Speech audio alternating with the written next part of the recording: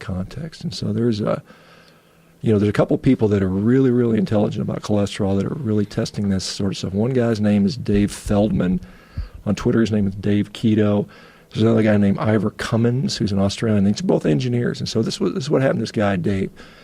He goes on a ketogenic diet, and his cholesterol goes sky friggin' high. It's like 400, way, way up there. And his doctor's freaking out, and he's freaking out. So he's like, I don't understand this. I mean, I feel great. Everything about me is just best health I've ever felt in my life. So what he does is he starts drawing his blood every single day. He gets a blood test. And what he finds out is that his blood cholesterol is all over the place. One day it's 300, the next day it's 200. One day it's 350, the next day. So when we go to the doctor every 6 months or a year and they get a blood cholesterol, you assume, well, that's my cholesterol, and it's always that way. Well, he found out that it's so variable. They've actually known about this since the 1950s, but no one has been talking about it. So what he figured out, and he's a systems engineer, and these engineers are some smart guys. I mean, that's one thing I kind of talk about. It's just because somebody's an MD or PhD doesn't mean they know everything. There's a lot of people that are plumbers and whatever. They don't have any formal training that can figure. They're smart people, and they can figure this stuff out. So he's an engineer, a real smart guy. And so what he does is he figures out that cholesterol is basically all it is it's traveling around in your blood based on energy flux. So if you've eaten a lot, so if you've eaten a whole bunch of food and you're full, your liver is saying, I don't need to put out a bunch of fat, because we burn fat as fuel, well, even if we're not on a ketogenic diet. So what it does is it transports fat.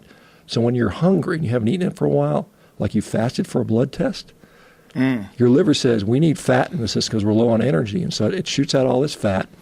And what happens is cholesterol is just cruising around for a ride. So it's just sitting there, as a passenger. So depending on how much you've eaten, when you've eaten, that'll change your cholesterol.